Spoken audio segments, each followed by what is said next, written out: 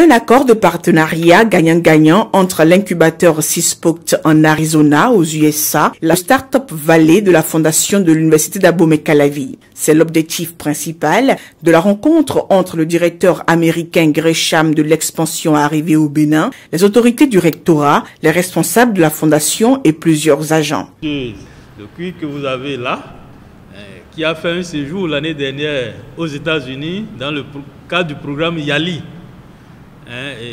C'est un programme de l'ancien président des États-Unis. Donc, il avait été invité aux États-Unis et c'est lui qui a eu l'idée de prendre contact avec notre partenaire américain qui est là.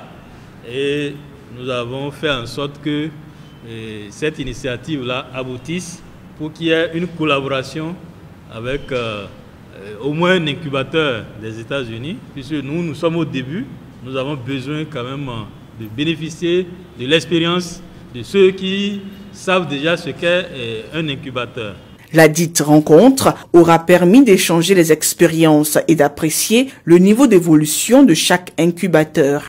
Getting funding for that idea and now creating a company. Ce qu'il a remarqué clairement par exemple, c'est le temps qu'on veut prendre pour créer une entreprise chez eux et le temps que ça va prendre ici. Donc ici, selon déjà le point 1, selon le type d'entreprise, qu'on soit dans une SA, une SARL, etc., le montant pour créer l'entreprise est élevé et le temps peut également, ça peut également durer plus longtemps. Chez eux, c'est de 35 à 100 $, quel que soit ce que vous voulez entreprendre. Que ça vous rapporte 1 milliard ou 20 milliards, c'est de 35 à 100 $. Et c'est une journée à 2 journées maximum, c'est créé, c'est terminé. Donc ça fait des points positifs pour eux, pas des points forcément négatifs pour nous, on va dire, mais c'est un blocage.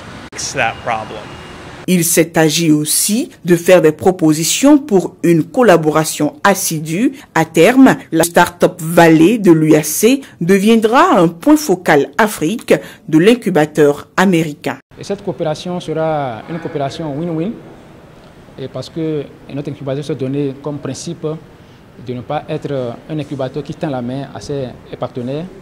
Donc nous avons des choses à leur donner, ils ont des choses à nous donner et nous avons recensé ces choses-là. Et on va mutualiser les outils d'accompagnement, de formation et d'encadrement des incubés, et de nos incubés et de leurs incubés. Puisque quand on a présenté nos modèles, il y a des similitudes entre les deux modèles, mais il y a des différences entre les deux modèles. Et ils ont envie de prendre nos différences et nous avons envie aussi de prendre leurs différences.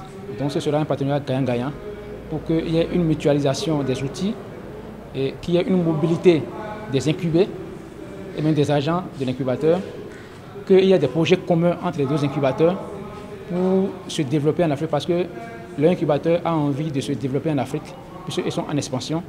Donc notre incubateur sera un point focal en Afrique pour eux.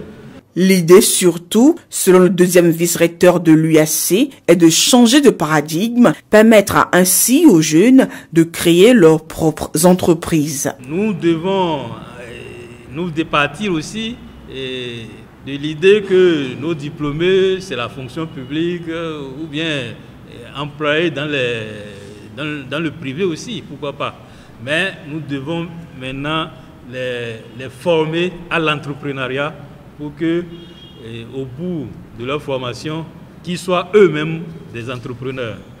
Et donc c'est pour cela que dans les curricula de formation, nous avons besoin d'insérer maintenant l'entrepreneuriat. C'est ce que s'évertue à faire déjà la fondation de l'UAC qui, en moins de 2 ans, a aidé 300 diplômés réunis par groupe à créer 25 entreprises et 150 emplois directs dans les domaines tels que l'agrobusiness, l'informatique, le tourisme et la restauration.